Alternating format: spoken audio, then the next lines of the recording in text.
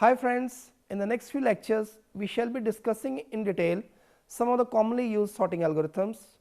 Today we shall be looking at bubble sort, which is often the first sorting algorithm taught to programming students. Bubble sort is a simple and well known sorting algorithm, but it is used in practice once in a blue moon, and its main application is to make an introduction to the sorting algorithms.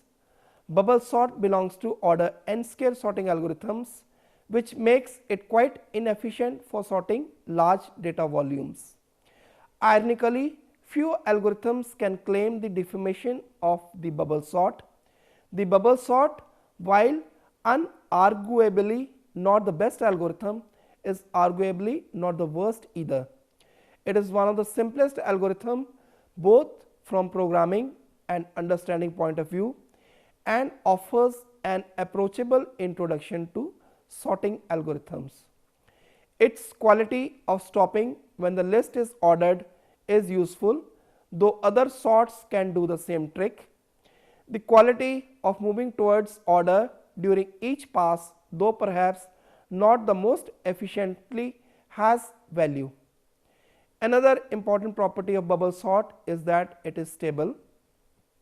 A sorting algorithm is described as stable if equal elements are in the same relative order in the sorted sequence as in the original sequence.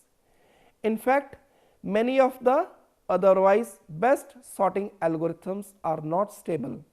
For example, quicksort and heap sort are not stable.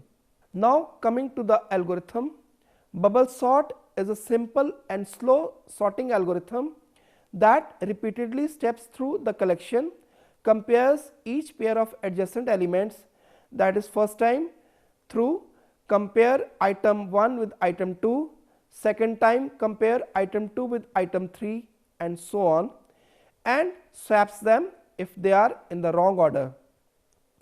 For an array of size n, the algorithm makes n minus 1 passes.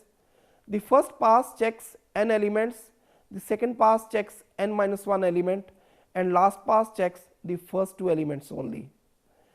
The basic idea of bubble sort algorithm can be described as these steps. First, data elements are grouped into two sections, a sorted section and an unsorted section. Initially, all the elements are in the unsorted section.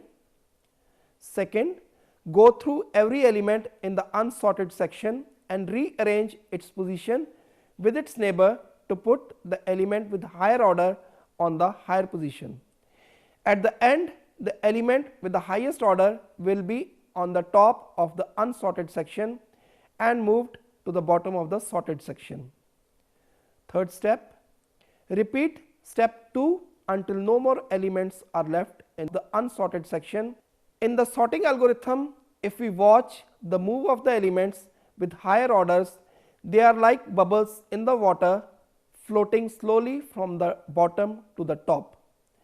Due to the way that successive adjacent comparisons are made, a large value can move down the array several positions in a single pass. On the first pass, the largest value will always sync to its proper position in the last element of the array. On the second pass, the next largest value will sync to its proper position in the next to last element of the array, and so on. Meanwhile, on any given pass, a smaller value will move up only one position. Speed with which largest element syncs is high. It occupies its proper place in one pass, but the speed with which small element floats up is slow. Only one exchange is done on each path. That is why sometimes largest elements in bubble sort are called rabbits and smallest are called tortoise. An example, we explain the bubble sort algorithm with a small example. Consider an array of 5 elements with values 98, 23, 45, 6 and 14. We see how the elements are compared and swapped in different passes. In the first pass, first 98 and 23 are compared, and as 98 is greater than 23, so their positions are swapped. Similarly, 98 is swapped with 45.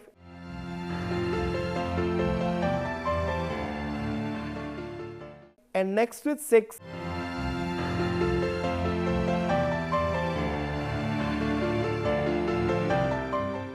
and finally with 14,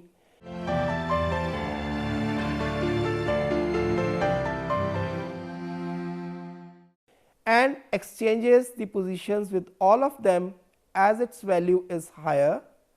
The array at end of first pass is 23, 45, 6, 14 and 98. As we can see, the highest value has settled at last position, but other values are still out of order. So, we need to repeat this process. Total 4 comparisons and 4 swaps have been made in first pass. The next pass will be made from index 0 to 3 as value at index 4 is at its appropriate location. 23 is compared with 45 and as 45 is larger, so no swap takes place. Next 45 is compared with 6 and as 45 is larger than 6, so they are swapped. Next 45 is compared with 14 and as 45 is greater than 14, so they are also swapped. At the end of the second pass, the second largest value is correctly placed and the contents of array are 23, 6, 14, 45 and 98. As we can see, the first 3 positions are unsorted while the last 2 positions are sorted. The third pass will be for the first 3 positions only. In the third pass, 23 will be swapped with 6 and 14.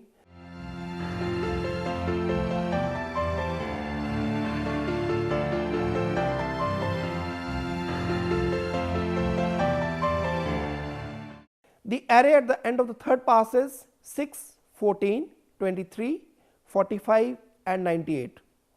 The fourth and last pass will only compare the first 2 elements, and as they are already in proper order, so no swap takes place. Total 10 comparisons and 8 swaps take place. Now we look at another example. Consider an array of 6 elements with values 4, 3, 1, 2, 6 and 5. In the first pass, first 4 and 3 are compared, and as 4 is greater than 3, so they are swapped. Next 1 and 4 are compared and again they are swapped. Similarly, as 2 is smaller than 4, so these values are also swapped. Next, as 4 is smaller than 6, so no swap takes place. And finally, as 6 is greater than 5, so these values are swapped. The array at the end of the first pass is 3, 1, 2, 4, 5 and 6. The next pass will now be made from index 0 to 4. The values are compared and swapped as follows.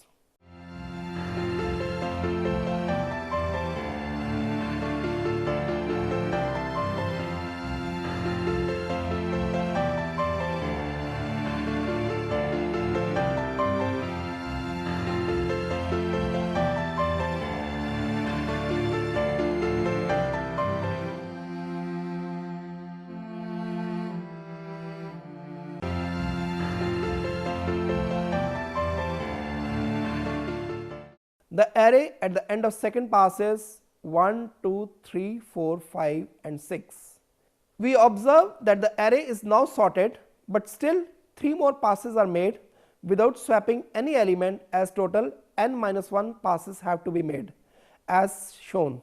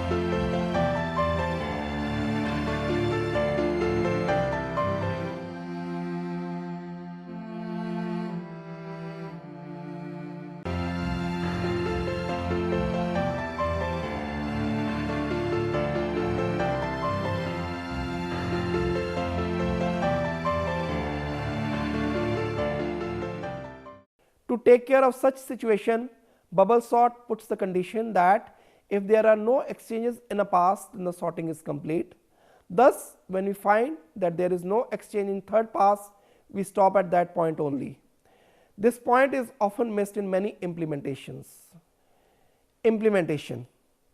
The code in C for bubble sort, taking into consideration the above mentioned point, is in the first pass n-1 items have to be scanned and the largest item moves to the last place.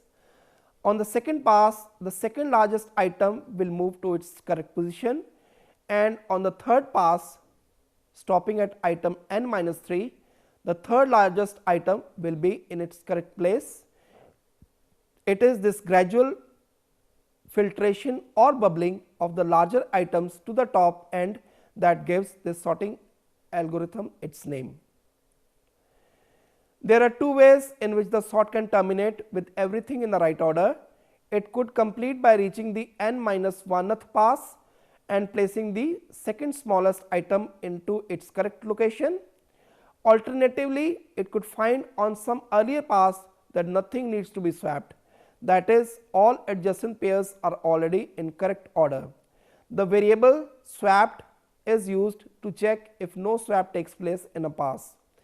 In this case, there is no need to go on to subsequent passes, for the sort is complete already. If the list started in sorted order, this would happen on the very first pass.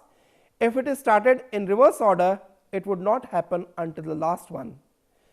We now see two animations of bubble sort available on. The first animation shows how the integers 6, 5, 3, 1, 8, 7, 2 and 4 are sorted by bubble sort.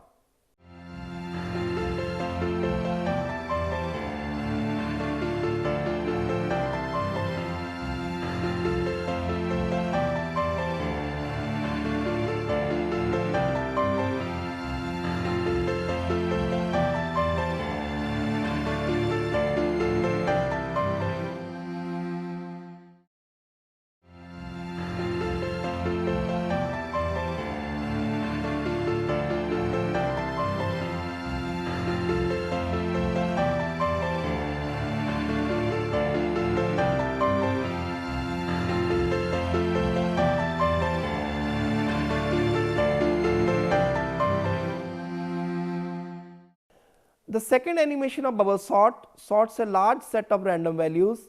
The values are represented on x-axis while their indices are on y-axis. We can see how the largest values present on the right extreme of x-axis get arranged first of all, and the smaller values on the left side are placed in their appropriate locations at the end. Performance. Bubble sort algorithms average and worst case performances order n square. So, it is rarely used to sort large unordered data sets, but still bubble sort remains one of the popular sorting algorithm. One reason for popularity of bubble sort is that it is easy to implement than other complex sorting algorithms such as quicksort. Bubble sort is easy to remember and easy to code, and that's great instead of learning and remembering tons of code. It is also easy to see why it works, and the idea is simple enough that one can carry it around in one's hand. Bubble sort is a good argument for analyzing algorithm performance. It is a perfectly correct algorithm, but its performance is among the worst imaginable. So, it crisply shows the difference between correct algorithms and good algorithms. Nevertheless, this sorting algorithm is commonly used where the value of n is not too large and programming effort is to be kept to a minimum. Bubble sort may also be efficiently used on a list that is already sorted except for a very small number of elements. For example, the array with values 2, 1, 3, 4 and 5 will be sorted in 2 passes only and will have only 8 comparisons and 1 swap. The bubble sort has the additional virtue that it requires almost no space in addition to that used to contain the input vector. Conclusion. With this we come to end of today's lecture. Today we had discussed bubble sorting algorithm. The bubble sort is the simplest to understand and it provides a good initial exposure to sorting algorithms. However, it also is the slowest and least efficient of the sorting algorithms, which is not a big deal if you have a relatively small amount of data to sort. The pros and cons of bubble sort are: pros, first, simplicity and ease of implementation. Second, no extra space used. Cons: first, very inefficient. General complexities is of order n square. The best case complexity is of order n. If we need to sort an array containing thousands of elements, we should use one of the faster algorithms, which we shall be discussing in the next few lectures. Thanking you.